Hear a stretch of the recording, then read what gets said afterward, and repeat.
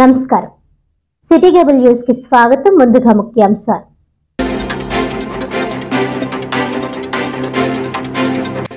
కూటమి ప్రభుత్వ పాలనలో ప్రజలందరూ సుభిక్షంగా ఉన్నారు।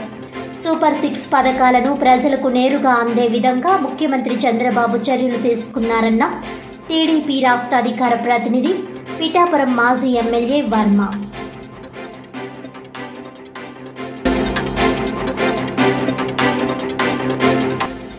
జడ్పీ చైర్మన్ విప్పత్తి వేణుగోపాలరావు అధ్యక్షతన ఉమ్మడి తూర్పుగోదావరి జిల్లా పరిషత్ సర్వసభ్య సమావేశం।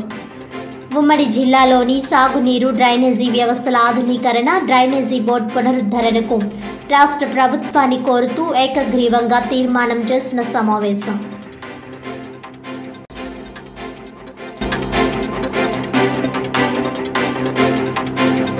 ప్రజలకు సంక్షేమ పథకాలు అందించడమే కూటమి ప్రభుత్వ లక్ష్యం।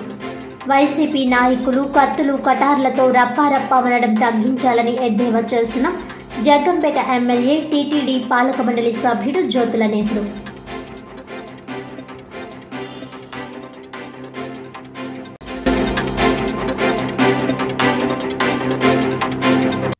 డీటెయిల్స్ చూస్తే ప్రజలకు సంక్షేమ పథకాలు అందించడమే కూటమి ప్రభుత్వ లక్ష్యమని వైసీపీ నాయకులు కత్తులు కటార్లతో రప్పారప్పామనడం తగ్గించాలని జగ్గంపేట ఎమ్మెల్యే టీటీడీ పాలక మండలి సభ్యుడు జ్యోతుల నెహ్రూ ఎద్దేవా చేశారు।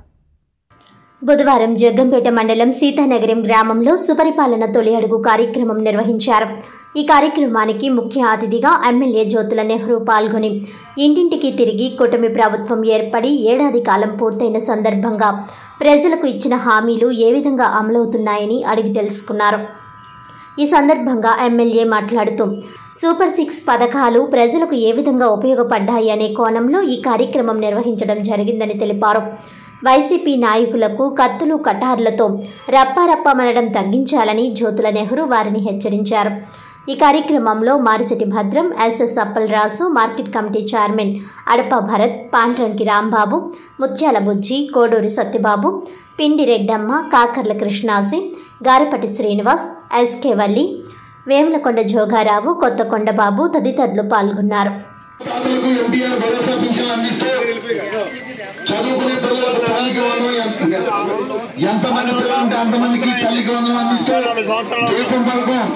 ఆహ్లాదకరమైన ప్రతి మహిళకు జ్యోతుల నెహ్రూ గారు వస్తున్నారమ్మా, మీ ఇంటి వస్తున్నారు, మీరు అందరూ కూడా ముందుకు రండి, ఇంటి బయట రండమ్మా, అందరూ కూడా బయటికి రండి। ఏడాది పాలనలో మంచి జరుగుతుందా చెడు జరుగుతుందా అలా ఏంటని అడగడానికి వచ్చారు। మరి మీరు నన్ను నెగ్గించారు కదా, చంద్రబాబు నాయుడు ముఖ్యమంత్రి చేశారు, బాగానే ఉంది కదా। తొలడుగు కార్యక్రమ సందర్భంగా ఈరోజు సీతానగరం గ్రామంలో ఇంటింటికి పర్యటన చేసి మా పాలన ఏ రకంగా ఉంది, ఇప్పుడు చేసినటువంటి కార్యక్రమాలు చెప్పడం, భవిష్యత్తులో చేయాల్సినవి ఏంటి అని చెప్పేసి వాళ్ళు తెలుసుకోవడం కోసం తిరగడం జరుగుతుంది। అయితే సీతానగరం గ్రామం మరి ఇంచుమించులో అన్నీ కంప్లీట్ అయిపోయినట్టే, కానీ ఇక్కడ ఉన్నటువంటి ప్రాబ్లం ఏంటంటే మనకి జనం చెప్పింది మంచినీరు అన్నది పరిశుభ్రమైనటువంటి నీరు ఇవ్వాల్సినటువంటి అవసరం ఉంది। మంచినీరు అంటే వాడు నీరుతో కూడా కలిపి ఇక్కడ మంచినీరు ఇవ్వాలి। దేనికోసం అంటే ఇక్కడ బోర్లన్నీ కూడా శుద్ధతో ఉండేటటువంటి పరిస్థితి ఉంటుంది కాబట్టి దాన్ని మార్చి ఇవ్వాలి అనేటటువంటి డిమాండ్ మాత్రం వస్తుంది। ఇక్కడ ఖచ్చితంగా దాన్ని చంద్రబాబు నాయుడు గారితో మాట్లాడి, ఇది ఒక సీతానగరానికి ఉన్నటువంటిదే కాదు, జగ్గంపేట అంతా కూడా ఉంటుంది, జగ్గంపేట నియోజకవర్గం అంతా మళ్ళీ పూర్వపు పద్ధతుల్లో ఉండే విధంగా చెరువులన్నింటినీ కూడా మళ్ళీ రెస్టోర్ చేసి ఆ చెరువులకి మైక్రో ఫిల్టర్స్ వేసి పరిశుభ్రమైనటువంటి నీటిని వాడి నీరుతో సైతంగా, స్నానం చేసే నీరుతో సైతంగా అన్ని రకాల నీటిని కూడా పరిశుభ్రంగా ఇవ్వాలి, ప్యూరిఫైడ్ వాటర్ ఇవ్వాలి ఈ నియోజకవర్గంలో అని చెప్పేసి నేను అనుకుంటున్నాం, ఇక్కడ ఉన్నటువంటి డిమాండ్ని బట్టి చూసి। అయితే ఎవరు చూసినా ఇక్కడ చాలా సంతోషంగా మీరు ఏదైతే స్పందన ఎలా ఉందన్నారో ఆ స్పందన చూస్తుంటే నాకే హ్యాపీ అనిపిస్తుంది। ఇవాళ అన్న కార్యక్రమాలన్నీ చేసుకుంటూ ముందుకెళ్తున్నాడు కాబట్టి చంద్రబాబు నాయుడు గారు ఇదే స్పందన ప్రతి గ్రామంలోనే వస్తుంది అనేటటువంటి ఆశ ఉంది నాకు. ఈరోజు ప్రారంభించాము. ఇక్కడ ఈ గ్రామంలో మాత్రం అందరూ బ్రహ్మాండంగా స్పందిస్తున్నారు, మంచి పరిపాలన మాకు అందిస్తున్నారని చెప్పేసి సంతోషిస్తున్నారు. ఏ ఇంటికి వెళ్ళి అడిగినా దీన్ని బట్టి వైసీపీలో ఎవరు కార్యక్రమాలు చేసుకుంటారు. రాజకీయ పార్టీలు ఆయన ఒక రాజకీయ పార్టీ అనుకున్నట్టున్నాడు ఈవేళ.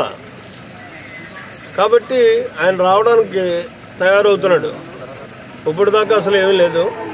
అయితే ఒకటి నేను అడిగేది ఏంటంటే వైసీపీ వాళ్ళని కానీ జగన్మోహన్ రెడ్డిని కానీ నేను చెప్పేది ఏంటంటే ప్రజాస్వామ్యయుతమైనటువంటి విధానంలో నీ పోరాటాలు కానీ నీ కార్యక్రమాలు కానీ చేయి తప్పించి కత్తులు కటార్లు పట్టుకుని రఫరప్పలాడించేటటువంటి కార్యక్రమాలను మానమని చెప్పేసి మాత్రం హితోపదేశం చేస్తున్నాను ఒక ఎల్డర్గా.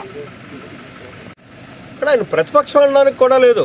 వైఎస్ఆర్ కాంగ్రెస్ పార్టీ అధ్యక్షుడిగానే మనం గుర్తించాలి. ఎందుకంటే ప్రజలు ఆయన ప్రతిపక్షానికి కూడా ఒప్పుకోలేదు అన్నటువంటి విధానంలో నువ్వు ఏ రకంగా రోడ్డు మీదకి వచ్చి ప్రజల్లోకి వచ్చి నువ్వు మంచి సలహాలు లేదా మేము చేసే తప్పులు ఎలుగెత్తి సాటు ఇబ్బంది లేదు. ఈ రఫరఫ్లు అయి మానాయి.